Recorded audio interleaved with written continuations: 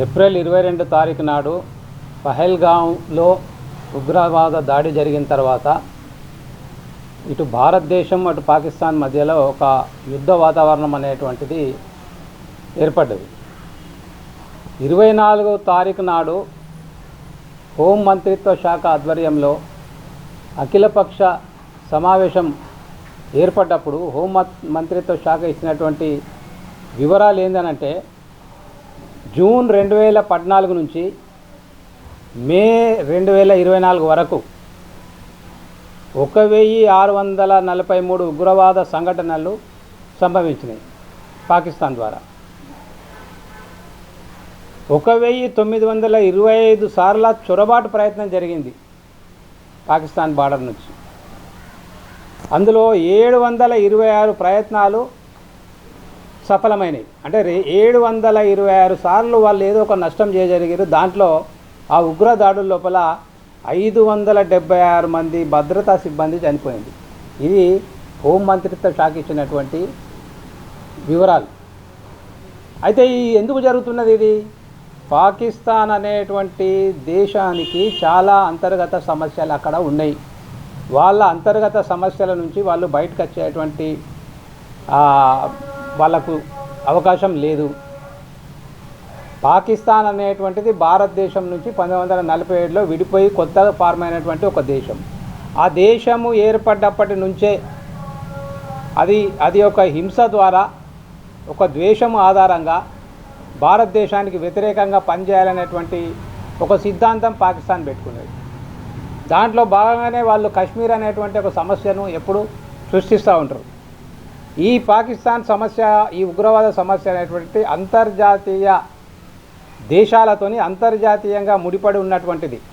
పాకిస్తాన్ ఒక మనకే సమస్య సృష్టిస్తలేదు, అటు ఆఫ్ఘనిస్తాన్ కూడా వాళ్ళు సమస్య సృష్టిస్తున్నారు.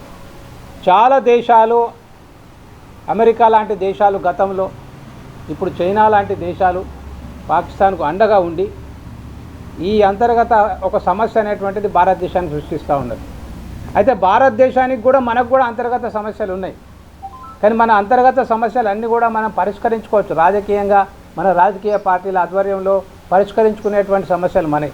కానీ పాకిస్తాన్కు ఉన్నటువంటి సమస్యలు వాళ్ళు పరిష్కరించుకునేటువంటి పరిస్థితులు లేరు. ఎందుకంటే వాళ్ళ ప్రధానమంత్రిగా చేసిన వాళ్ళని అక్కడ చంపేస్తారు. అక్కడ ప్రధానమంత్రిగా చేసినటువంటి వాళ్ళను అక్కడ వాళ్ళు జైల్లో వేస్తారు. ఇప్పుడు ఇమ్రాన్ ఖాన్ను జైల్లో వేసారు, బెనజర్ భుట్టోను చంపేశారు. కాబట్టి వాళ్ళది అక్కడ ఆర్మీ రూలు, వాళ్ళు ఏదో ఒక సమస్య భారతదేశానికి సృష్టించడం అనేటువంటిది అది వాళ్లకు అవసరం. అయితే ఇప్పుడు భారతదేశం ముంగట ఉన్నటువంటి సవాల్ మనకేంటిది? 140 కోట్ల మంది భారతీయుల ముందట ఉన్నటువంటి సవాల్ ఏంటంటే మన అంతర్గత సమస్యలను మనం పరిష్కరించుకుంటూ ఈ పాకిస్తాన్ ప్రేరేపిత తీవ్రవాదాన్ని, పాకిస్తాన్ సమస్యను మనం పరిష్కరించుకోవాల్సినటువంటి బాధ్యత మనకున్నది. సో ఇది పరిష్కరించుకోవాలంటే ఏంది? భారతదేశంలో ఉన్నటువంటి 140 కోట్ల మంది జనంకు ఒక ఏకాభిప్రాయం రావాలి. ఈ సమస్య ఎవరిది? ఇది కాంగ్రెస్ పార్టీ సమస్యనో, బీజేపీ పార్టీ సమస్యనో, లేకపోతే CPI party, CPM party, BRS party, ఒక 4-5 రాజకీయ పార్టీలకు సంబంధించినటువంటిది కాదు. ఇది 140 కోట్ల భారతీయులకు, మన కేంద్ర ప్రభుత్వానికి సంబంధించినటువంటి సమస్య. సో కేంద్ర ప్రభుత్వము ఈ సమస్యను పర్మనెంట్గా పరిష్కారం చేయాలనంటే దేశంలో ఉన్నటువంటి అన్ని రాజకీయ పార్టీలు, అన్ని రాజకీయ ఉద్యమాలు, అన్ని సామాజిక ఉద్యమాల యొక్క ఏకాభిప్రాయ సాధన అనేటువంటిది దీంట్లో అవసరము. 140 కోట్ల భారత ప్రజల లోపల ఒక సమన్వయం తీసుకురావాల్సినటువంటి బాధ్యత అటు కేంద్ర ప్రభుత్వం మీద, ఇటు రాష్ట్ర ప్రభుత్వాల మీద ఉన్నది. ఈ సమస్య అనేటువంటి అంతర్జాతీయంగా ముడిపడ్డటువంటి సమస్య. ఇది చాలా పెద్ద సమస్య, చూడడానికి చిన్న సమస్యగా కనబడుతుంది. కాబట్టి దీని మీద యావత్ భారతదేశం 140 కోట్ల జనం ఒక తాటి మీదికి, ఒక అభిప్రాయం మీదికి అన్ని రాజకీయ పక్షాలు తీసుకురావాల్సినటువంటి అవసరం ఉన్నది.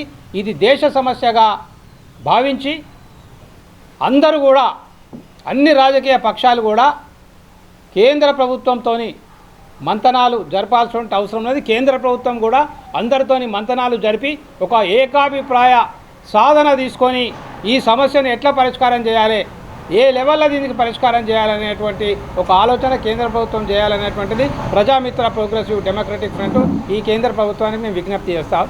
అందరికీ నమస్తే, జై భీమ్, జై భారత్.